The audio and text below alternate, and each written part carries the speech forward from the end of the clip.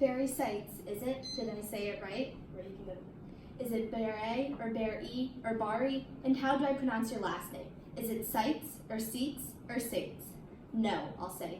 You said it right the first time. It's Barry Sights. For some of you, myself included, this conversation is routine. It simply is initiation into the club of never being able to find your name on a keychain and having to program autocorrect not to correct your name.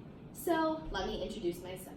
My name is Barry Sights, and yes, I pronounced that right.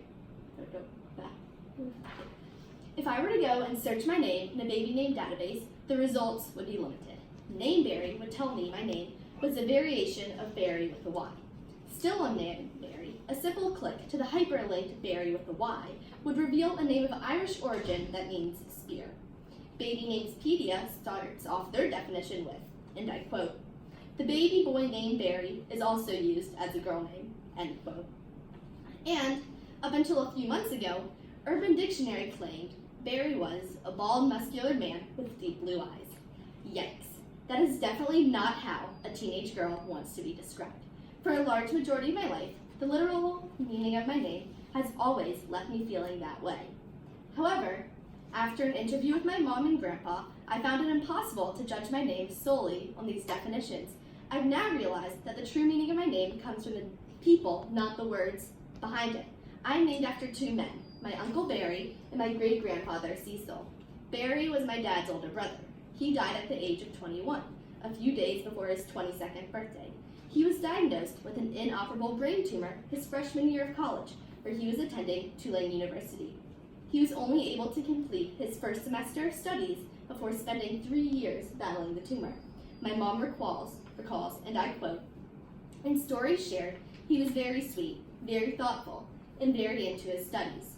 Barry died 13 years before I was born, yet his passing was still fresh in my family's minds, just as it is today.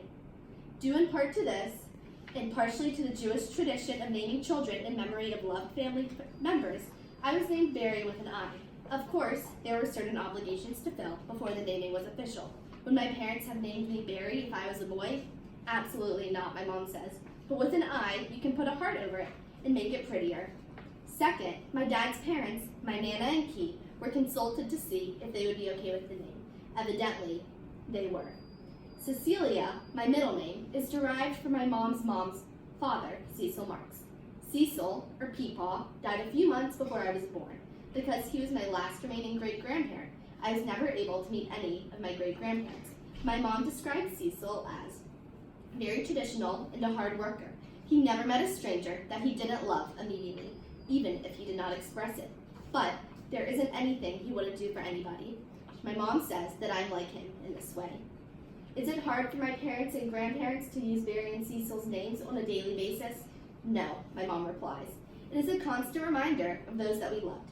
Even more, it is not a reminder, but a way to heal for those sad times. L'dor v'dor, as the Jewish phrase goes, from generation to generation.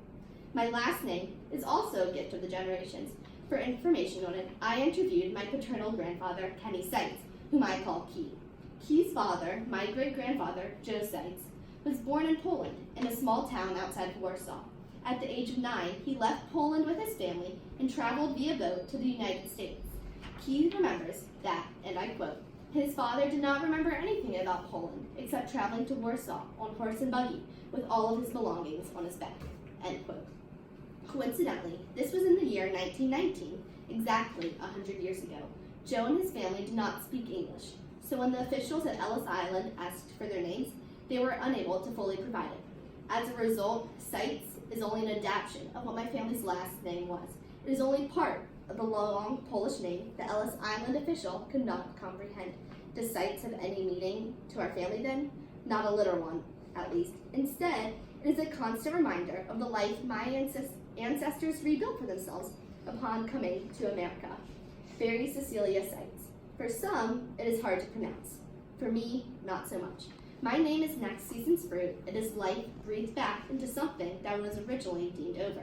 It is hope over a new horizon. Yes, my name is not always easy.